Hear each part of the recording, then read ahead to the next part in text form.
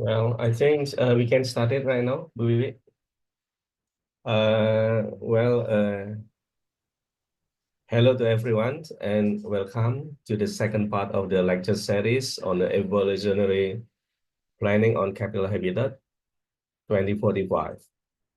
On behalf of the organizer, which is the collaboration of Department of Urban and Regional Planning, Diponegoro University, Mars Architect, and ADB, I am pleased to inform you that today is the 10th lecture out of 13 series of lecture until the end of February 2025.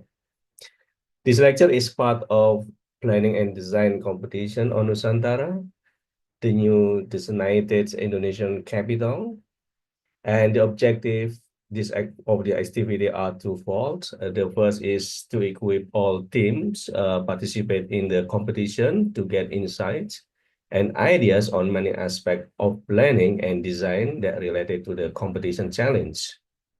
The second objective is to foster exchange of ideas in planning and promote stimulating discussion among students, planners, practitioners, and scientists in the disciplines and beyond.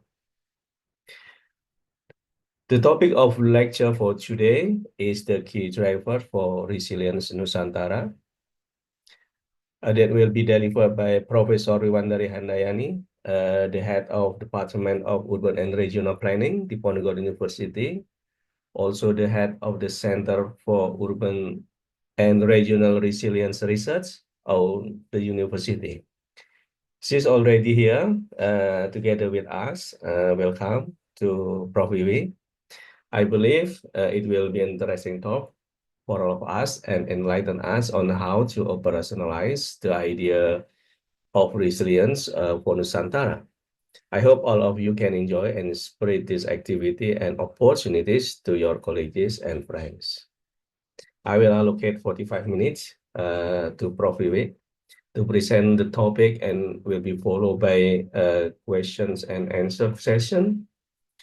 And please post your question along the discussion in chat box if you have the question before the Q&A session begin. I will pick them up later during the question and answer sessions. Without further ado, I pass this to Prof. Wiwi. The screen and time is yours. Yeah, thank you, Pak Roko, for your nice introduction. And thank you for everybody who has joined the lecture series today. Good morning, good afternoon, and good evening to all of you. And I'm happy to contribute some ideas today on IKN, focusing on the topic of resilience. Yeah. So I share my screen. I hope you can see the screen now. Is it Yes, already yes, there, Pak Roko? Yeah. yes. Okay. All right. Yeah. Hope to bring a more or a deeper discussion later on. I will try to give the presentation on three main part. The first part, I will talk in general about the concept of resilience.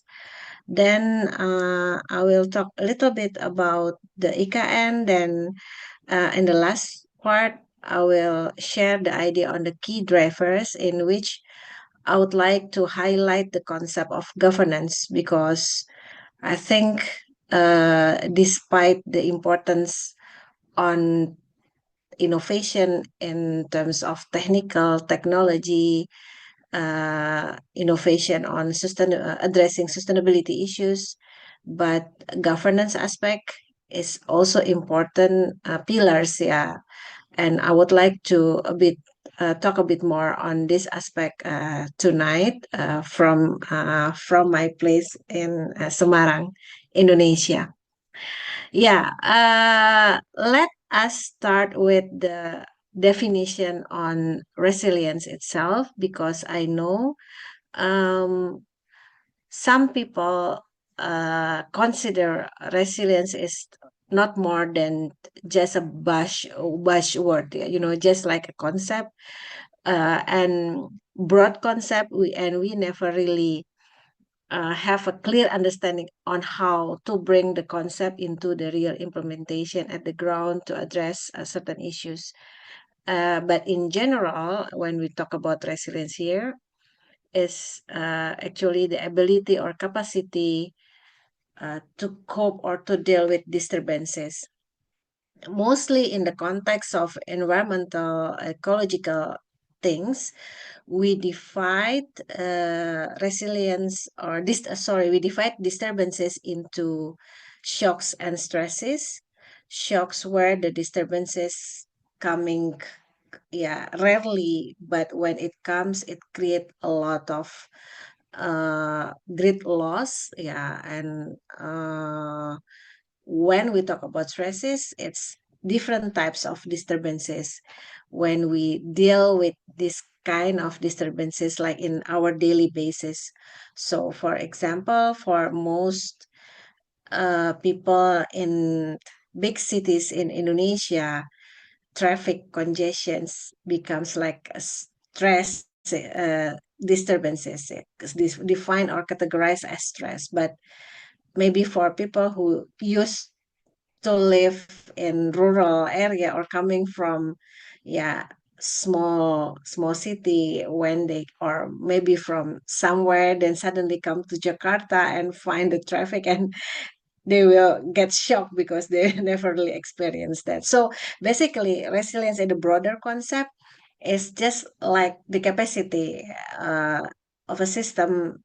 It could be individuals, it could be household, yeah, could be neighborhood, up to the broader level, cities, regions, how the system address certain disturbances, and the level of coping capacity can be divided into at least three levels. Yeah. So in the first, or in the very basic level, is we call as the ability to survive, when the system can continue to function when such interruption occurs. And after surviving comes into the level of adapting. Yeah, we call it as the adaptations, when the system try to make some adjustment. And the highest level of resilience is when we can be transformed, or we can grow better, in the sense that the system is transformed into a better new system. So, in resiliency, mostly in the context of sustainability, or climate change adaptations, we can closely relate the term into what we call as transformative adaptation. With this broader concept, I would like to bring the idea on resilience into IKN, ya, Nusantara. Other than the definition itself, I would like also to emphasize a little bit that when we talk about resilience, we talk about multidimensional and multi-sectoral aspects. So different discipline might also talk about resilience. Psychologists maybe talk about resilience. Engineers also talk about resilience. Even architects also talk about resilience. So as you can see from the diagram that I shared to you, uh, it includes, yeah, multidimensional, multisectoral, crossing social, technical, psychological, and physical. In a theoretical perspective, we mostly divide based on what Volker has is the first one of the first researcher who highlight resilience in the perspective of environment, that when we talk about resiliency, we can divide into what we call as engineering resilience and socio-ecological resilience. And if engineering resilience only deal with single disturbances, meanwhile, when we talk about socio-ecological resilience, we talk about multi-equilibrium resilience. So for example, when we talk about flood as one disturbance, then when we do river normalization only, then we can call it as engineering resilience, because we lead this situation into only a single equilibrium. Meanwhile, when we talk about socio-ecological resilience, we see the resiliency or the equilibrium into a more multidimensional level. So if you see here that resilience can be related to uh, multiple issues: climate change adaptations, disaster risk reduction, sustainability science, yeah, and also other hazards and risks. So actually, we expect that the concept of resilience is not only lead to the single equilibrium, or so-called as engineering resilience, but also what we call as socio-ecological resilience. And with these ideas in mind, the expectation is not only to achieve what I've mentioned before, the lowest level of resilience, so-called as surviving, but it is an expectations that the resilience may achieve the highest level, yeah, grow better. So with the disturbances, then we can achieve the highest, or we can create the better version, yeah, because of the disturbances that we need to deal with.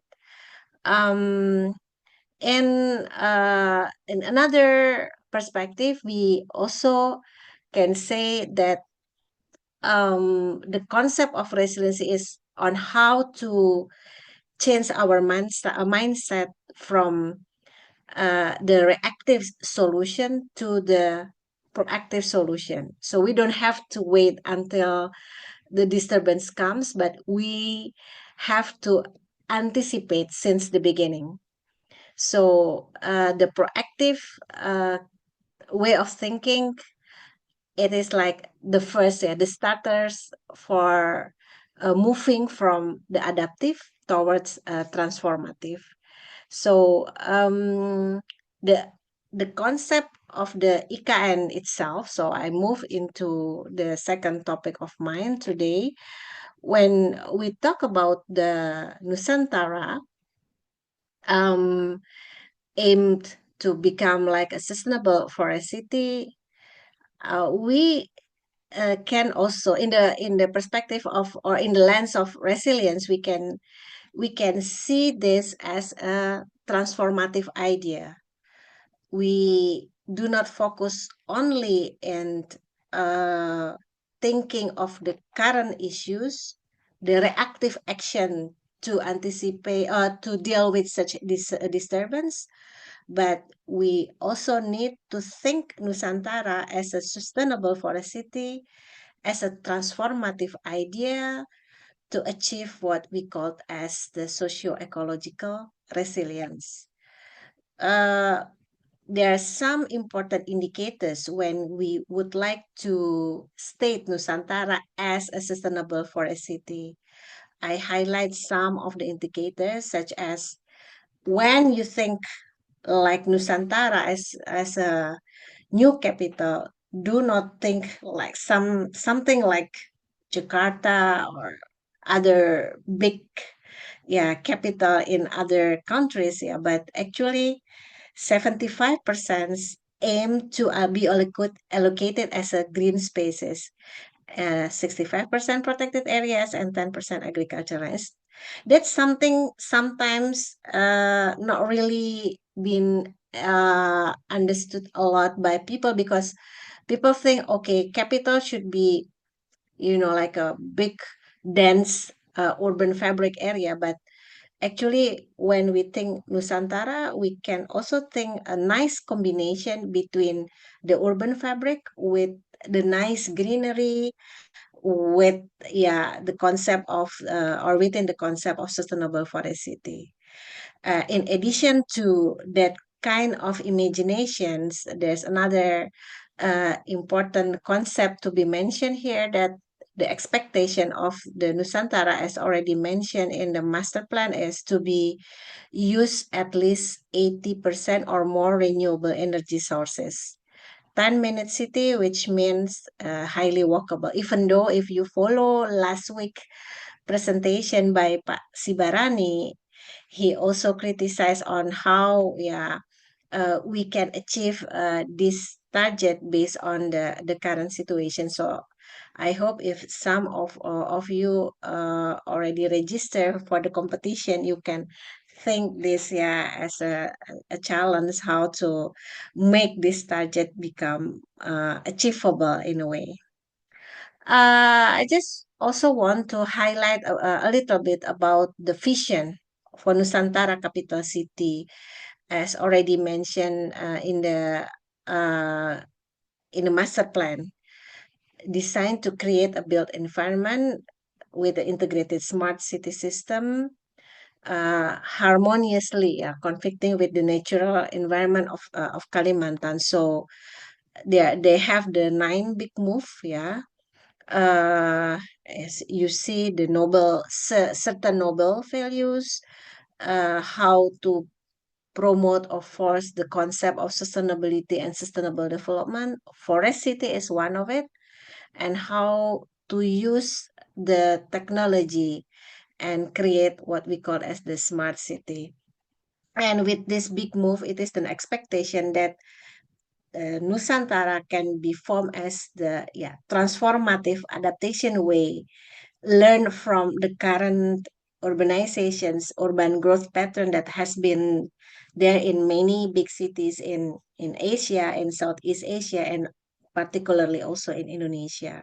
We don't want really only move Jakarta to Kalimantan ideally, but we would like to create a more ideal city, uh, not only function as the capital, but also balancing with the needs of the concept of sustainability, create the transformative ideas, and in a certain long-term period can also function as the new economic growth for Indonesia. That's the expectations with some key performance indicators. I will not explain this in my presentations tonight, but I do hope you are really aware on how do you think these key performance indicators are achievable, for us, or this the question is whether these indicators only be like utopia ideas, or this is really realistic to be achieved. That's another thing to be criticized for all of us, I think. We do hope we can achieve this, and that's why the competitions hopefully can bring an innovative idea to ensure that this not only like an indicators on the document, but how to really make this work on the real situations.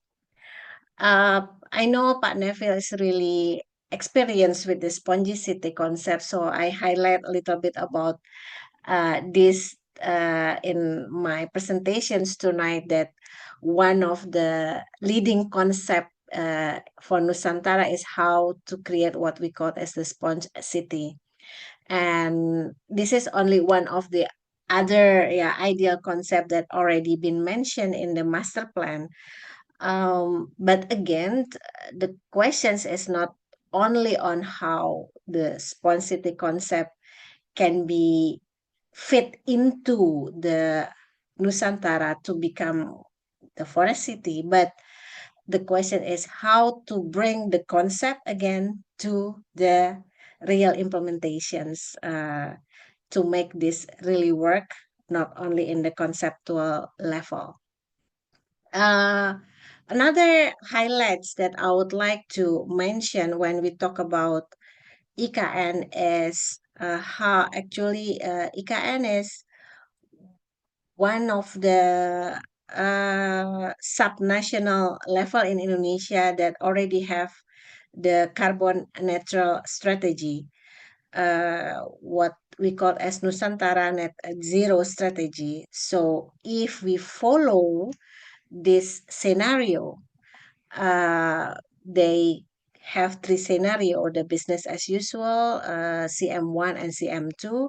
I just want to highlight a little bit that actually uh, we optimistically can achieve the carbon negative and the carbon neutral even before 2045. So again, the question is how we can bring this into the concrete roadmap to achieve what already mentioned in the net zero document. Yeah, based on a very rough ideas that I've mentioned about the concept of resilience and some highlighted indicators and also uh, concept and also the ongoing discourse, the ongoing issues when we talk about Nusantara. Again, the main important point to be further discussed is how we bring the resilience design into the real implementations, how we think about designing resilience, but also ensuring that the design is operational to address the real world or the disturbances, like I've mentioned before, how we think proactively, not reactively, and how we can create a practical application and support system uh, to make the idea operationalize. And my highlight is on the governance aspect. Yeah. So what I would like to talk after this slide is on how actually governance is the backbone to make the resilience design can be implemented. And I would like to focus on when we talk about governance, we need to talk about the decision making process based on policy, regulation, and financing. I would like to highlight a little bit about these two aspects as I uh, think this is main key drivers to achieve the socio-ecological resilience that I have mentioned in the earlier slide. So policy is indeed very critical. It is an important instrument to promote resilience in disaster risk reductions, to promote climate resilience, and policy also critical to examine the operationalization of resilience. Yeah. So we need to critically check the development plans and also relate that with the budget and also responsible agencies. In Indonesia, the Nusantara as the new capital already there in at least in the National Medium Term Development Plan 2020-2024. And in the coming week, I think the national government will launch the National Medium Term Development Plan for 2025 and 2029. And we can see now, we can see later on how the new, because we know we have the new government here, how they can sustain the commitment to bring Nusantara in the upcoming 5 years under this planning document 2025 to 2029. Other than that, there's actually already the Nusantara Capital City Policy under the law number 3, 2022, stated that Jakarta is no longer fulfill its role as the national capital, even though now there's some adjustment because the location of the nation capital is a bit adjustment because of the new government with the changes of the government already been in the process at the moment. And another important policy that we need to look further is our National Long-Term Development Plan 2025-2045. It is already stated in this long-term development plan that Nusantara act as the economic super hub. So the expectations in the policy perspective is maybe in the short and the mid term uh, to function Nusantara as the new capital for the administrative function, capital function, but for the long term, it is already stated policy-wise, yeah, the commitment to function Nusantara as the new economic super hub. There is also maybe important for us to know that there's already some strategies and guideline for Nusantara and the blueprint for the smart city, for the biodiversity, for the smart building guideline, net zero, like I've mentioned before, even for the waste, yeah, smart waste management, and also how to achieve the Nusantara achieve the SDGs, Sustainable Development Goals.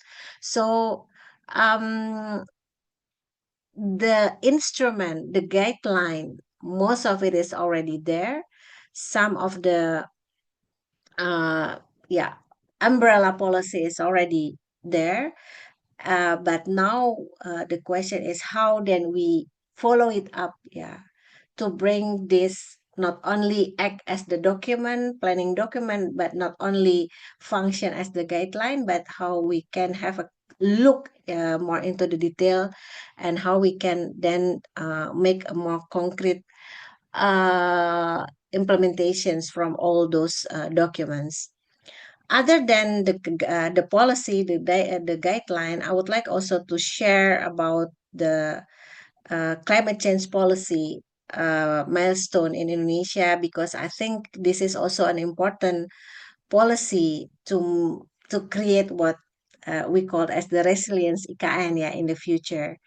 Uh, when we talk about the climate change related policy, actually in Indonesia, it already become an important attention since 1992 at least, and the policy differentiate on the mitigations and adaptations policy.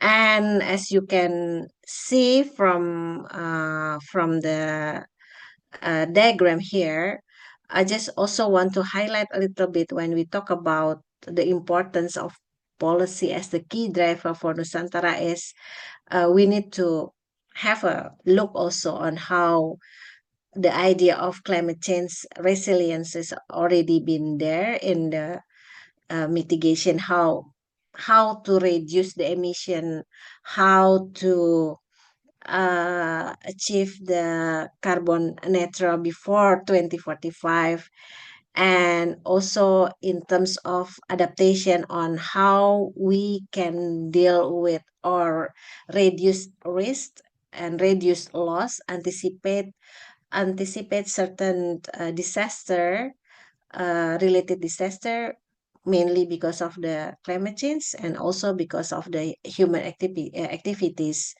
Like you can imagine, there will be like, yeah, big transformation in Nusantara, right, from the forest to become like yeah, the city. So I think it's also important for me to highlight a little bit when we talk about climate change resilience for Nusantara means we need to think how to ensure that minimize emissions is important. Related to the mitigation policy is already been some, yeah, what we call as mitigation action, yeah, for at the national level, but also some policy related to climate adaptations. There's some, yeah, renewed NDC on adaptations, but there's already been updated, yeah, into the second NDC in 2024. Other than that, maybe it's also important for us to aware with some ministry regulations related to mitigations and adaptations. So the red line or the important part is, yeah, how then the policy itself can contribute to or can be understood by all the related stakeholders to ensure, yeah, that we can create uh, yeah, the resilience Nusantara that we expect.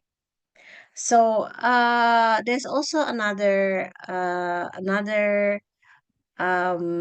strategies to mainstream climate change mitigation and adaptations into development. There's some other documents like low carbon LCD, low carbon development, that created by the Bapenas, and also climate resilience development that could be used as one of the main policy to be looked at when we think about how to create uh, resilience Nusantara on the policy. Maybe it's an important document for you also to consider when we would like to design uh, yeah, resilience Nusantara based on the policy that already be provided by the Indonesian government as well. Uh, Other than policy, of course, finance is very important. When it doesn't matter if we have a good concept, ideas, perfect performance indicators that I've tried to explain a bit earlier in the earlier slide. But if we don't know how to finance, we don't know the budget, then it will only be there in the conceptual level. So of course, financing is the necessary resources to ensure the implementation and also the sustainability.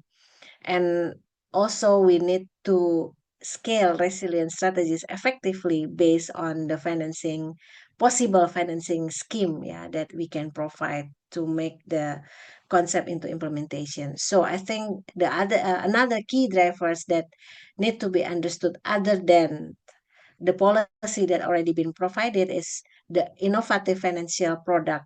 How we can think of the innovative financing being used, yeah, to fund such, yeah, innovative resilience project, such a climate adaptation project, and how when we think of some concept on the forest city for Nusantara, for example, how we can bring the idea based on some funding schemes, yeah, in the uh, master plan and also some other regulations on Nusantara. In it's already mentioned that uh, only 20% of the budget will be covered by the government. It is expected that at least 80% should be come from other funding resources, uh, public-private partnership, participation from different institutions, different parties, and then utilization of state property, of asset, yeah, rent, cooperation, BOT is another concept that already been mentioned on the document.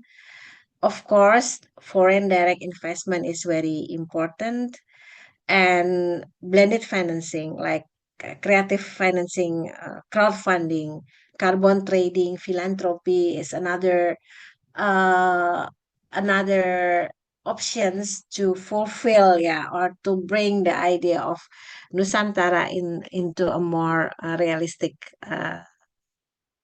implementations. So I think other than thinking on, yeah, okay, we need to have a nice resilience concept, resilience design, but it is also important on the possible finance or funding schemes to make, yeah, the concept become works, yeah, up to the implementation level. And it's not easy, of course, for as the current government is still try to find investor and try to think of some creative funding, uh, other than in inviting investor, try to think of kind of private partnership schemes. But also, lately we talk about uh, land value capture concept, something like that. So financing plus the policy or supported regulations is at the end of the day is very important and act as the backbone, yeah, when we talk about any, yeah, any concept, and for Nusantara I think is extremely important because we know that we want to have a very uh, ideal objective or ideal ideas, but then yeah, we need to think on how we can take, yeah, opportunities to have like this large scale investment in Nusantara. I try to show some investment opportunity in Nusantara based on, yeah, the previous on report that already been shared, like the toll road, airport, yeah, the TOD concept, the smart city ecosystem development, low carbon energy related, yeah, and also including the ecotourism, wildlife safari. So there's various type of opportunities there, uh, and each will have their own characteristic in terms of funding. And I think this is also a, yeah, an idea that not really been elaborated in the previous lecture series that I would like to bring this to become one of our attention when we think about Nusantara. Uh, yeah, of course, competitive investment incentive have been set, yeah, for to ensure the IKN development, something like to ease of doing businesses or fiscal incentive. Some already been tried to be developed to, yeah, to a little bit force or speed up the Nusantara development. Like in Bahasa we call this BPHTB or Land and Building Acquisition Fee. 0% as the, yeah, as a way to ease of doing business in Nusantara, exemption of compensation fee, support provision of key housing requirement. This is some of uh, initial thought, yeah, to ease of doing business or to invite more people to attract people to do some business in Nusantara. In the fiscal incentive, there are also some ideas starting from the tax holiday for investor with the investment, and also luxury good tax, something like that, super deduction of tax, yeah, custom. And there's also some more actually studies or ideas how investment incentive is another topic, yeah, to be further elaborated when we think on, yeah, financing as one of the super important key driver for Nusantara or IKN development in the future. This is, I think, my last slide for tonight. I just want again to highlight, yeah, Nusantara has been planned and has also developed strategies to become resilient, has a very ideal, if I don't want to say like ambitious aims to become a sustainable and adaptive capital city. Uh, but we need to really careful how we think on the implementation of resilience for Nusantara. Uh, it should driven by robust supporting policies, and we need to carefully understand the policies, and it should be followed by the understanding on also the development on particular regulations. And at the end of the day, innovative financing mechanism is another key important drivers when we talk about, yeah, uh, resilience design for Nusantara. So I think with that, I would like to end my presentations, and I look forward to have more discussions with you all. Thank you very much, and I offer back to Pak Ruko as the moderator tonight. Please, Pak Ruko. Okay. Yes, thank you very much, Prof. Wiwi, for your interesting presentations that cover from the basic and foundation of resilience as an idea, and then you highlight target visions of the Nusantara, including its key performance and some idea to create to support resilient for Nusantara. But then at the end, you highlight the two most important thing as a backbone for the design implementation is governance, which is you already share many important policy that are available in Nusantara, as well as the second part is financing, innovative financial product, and then the government already provide investment incentive. So I think that is important for all the students who participate here in the competition to get clue from your presentations. Now I would like to open any questions from the participants here. Please just raise your hand, and then you can open your camera and microphone to speak directly to Professor Wiwandari, or maybe you can write your questions in the chat box here. Yeah, there's a question on the nature-based solution, actually, maybe from Pak Neville, yeah, Pak Ruko, on the chat. Oh, yes. I don't think so. It's not Neville. Okay. I'm Yeah, curious. it's me. Oh, it's you. Not sure, but my name is Ju now. Okay, sorry, Neville. Okay. Yes, probably. That's correct. Yeah. Yeah, I think nature, I think, thank you, Pak Neville, to raise a topic on nature-based solution. I think nature-based solutions in Indonesian context is a little bit, or not really a little bit, but it's like a tricky issues in a way, because it is conceptually good, but it's not easy to make nature-based solution as a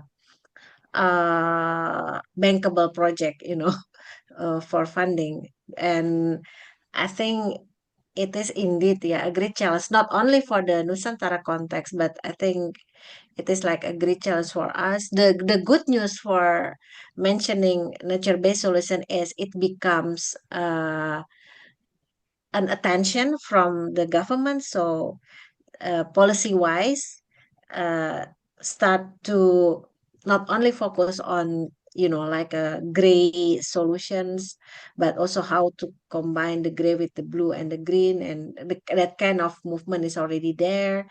The idea and some initiative based on this concept is already there. But if we want to really make this work as part of the important program, particularly from the government, I think it won't be easy, since uh, it need to be uh, funded by what we call as the bankable initiative. Yeah, I think that's still a challenge for even for not only for the government, but also for all of the development players in Indonesia particularly. Mhm. Yes. Okay. Thank you, Prof. Wiwi. Maybe there is some other questions from the participants. While waiting for the question from participants, I think if we can remember again, lecture series, the fifth lecture series from Pak Arif Rabik, I think is also one type of nature-based solution practice. But I think the applications is like growing a bamboo forest, and then involve the process with the industry, and then it can be promoted as part of the part of the material for construction, I think it will be one of idea, but how it can be transformed to situations such as in Nusantara is also a challenge. Okay, just my opinion Yeah. about that. But okay, is there any questions from the participant? Yeah, there's another question also, but I would like to react to that also, Pak Neville and Pak Ruko. Yeah, my earlier response about nature-based solution is Mhm. in regards to what I've mentioned in my presentation on policy and finance, but in terms of concept or ideas, of course, yeah, this is a very important part, like already been mentioned by you, yeah, Pak Ruko, in one of our earlier lectures. And I think it is very open for us to, and for the participant who will join the competition to explore ideas on, yeah, these nature-based solutions. But again, it is also important not only to think about the idea itself, but on how we can to correlate these ideas, yeah, like the bamboo ones, and when you talk about the lectures before with, yeah, uh, uh, with the policy support, for example. And I think we need, yeah, a real yeah, innovative initiative from outside, from not from government, I mean from uh, academia, and also from uh, local people who has local knowledge to have more understanding on on the area to develop these ideas, Pak. So maybe I will stop here, Yes. please. Yes, agree. I think I agree with your Mhm. your suggestions, probably. Yeah. Yeah. Okay. Please. Yeah. Yeah, I would like to continue, Pak. These questions. I think it's a Oh direct yeah. message, so you cannot see it. Yeah, there's a questions from Silvani asking about the worst case scenario if is that the relocation of Indonesian capital city is halted due to non-fulfillment of funds or investment obtained. Yeah. um Yeah, thank you for the question, Silvani. On the reality, I mean, I talk about the progress, yeah, when we talk about Nusantara, there's an idea, what what at the moment we call it as twin cities, yeah. So I think with all the government money that's already been invested for developing Nusantara, there's no option to retreat. Okay, there's no option to stop. So maybe there will we need to be a bit slowing down the process, maybe, but meanwhile, parallelly, we can develop what we call as the twin city. So Jakarta maybe still act as the capital for certain function, but at the same time, we need also to functioning the Nusantara. And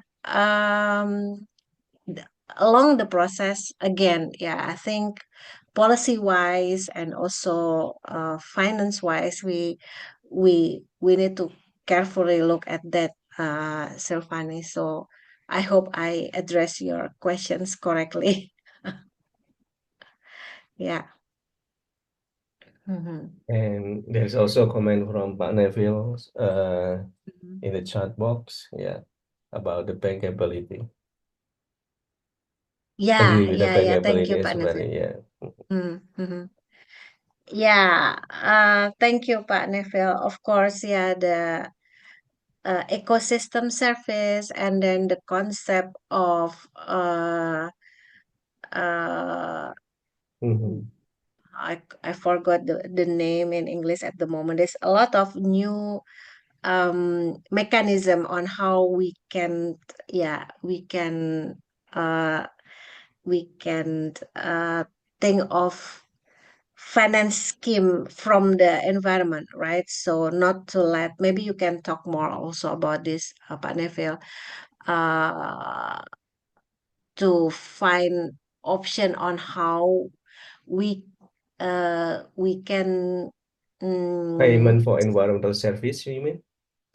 Payment for environmental service, yeah. Payment for the environmental service, and there's also another, like for emission, for example. I forgot the term in English, but the idea is on how we can calculate the emission and how we can create money from it, something like that.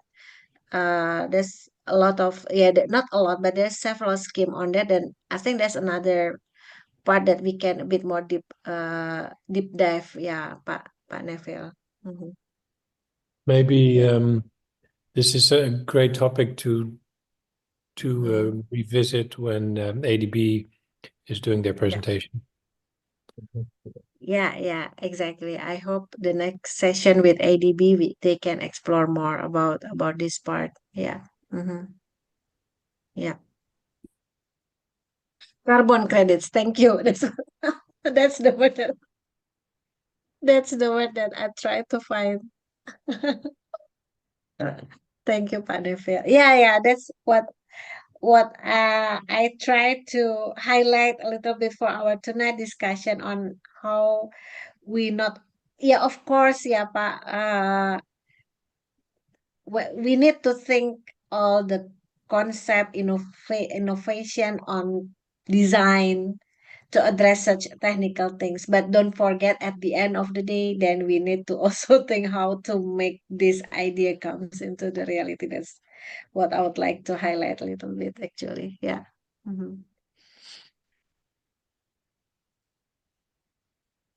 Well, is there anyone else that would like to ask or put questions to Prof. Wiwin? What times? Yeah. Before maybe there are more things to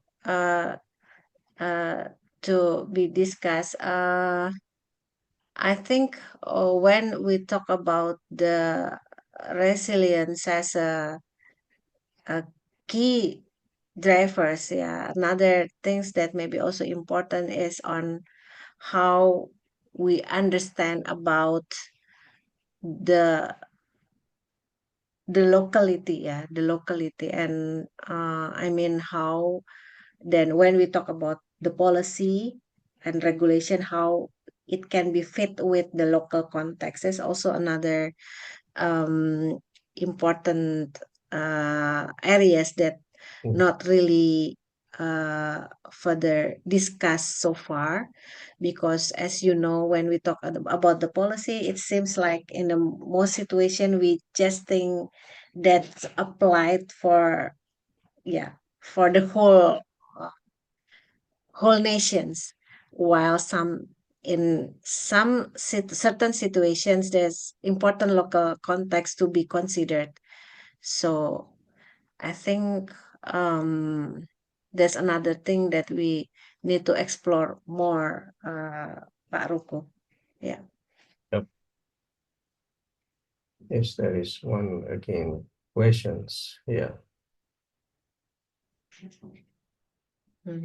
Social dimension and financial remains of Arif's presentations. Yes, this is lecture series number 5. Yeah. Yep. The problems is mostly when we talk about social dimension, we only talk a very micro scale case, and it's very difficult for us to think of like scaling up the initiative or even replicate that to other areas. So we have so many case study or best practices, but I think how to leverage or how to scaling up is another challenge that we need to think about. Pak Neville, Yeah, that's a very good point. I'm wondering, in a new city planned from scratch by the government, there should be enough opportunity to raise funds, but I wonder if in the current climate it is really possible to kind of raise international or even global capital streams coming this way. I don't think it's as easy as it used to be. Yeah, yeah, exactly, yeah, yeah. So I don't know, but I do hope that our design competitions in a way also can consider this part as well, yeah, Pak Neville. Yeah. Yeah, it's not explicitly asked, but Mhm. hopefully it will be somehow incorporated. I think it's very hard for participants to Mhm. Yeah. approach a problem from so many dimensions, but maybe they can highlight the potential, the economic potential of Mhm. a certain solution, of a certain site, Yeah. that then becomes inspiration for maybe a new business case. I think that's Yeah. hopefully possible. Yeah, Yeah. should be possible. So it's ever adding value for those who can Yeah. reach that point as well. Although it's not compulsory, maybe. Yeah. That's why we encourage multidiscipline teams, right, Pak? That's So right. That's right. That's right. uh, uh, yeah. Okay. Okay. I think if there is no more questions, I believe that we already arrived to 8:30, 1 hours from the beginning.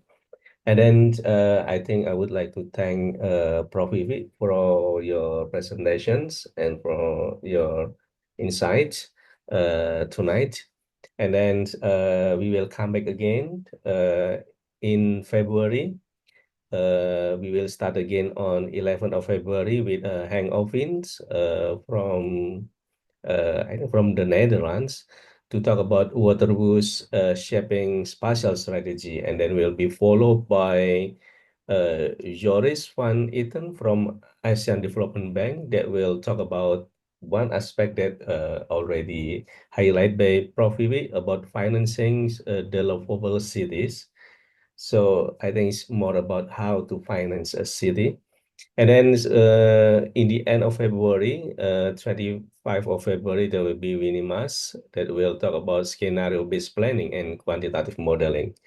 So I think these three will be very interesting as well and important for all of us, including for those participants in these competitions. At the end, thank you again, Prof. Vivi, for your presentation, and thank you, Pak Neville, and everybody here that joined us tonight. And then hopefully we can see you again in February. Yeah. Thank you. Thank you. Bye-bye. Thank you, Pak Neville, Pak Roko. Thank you, everybody.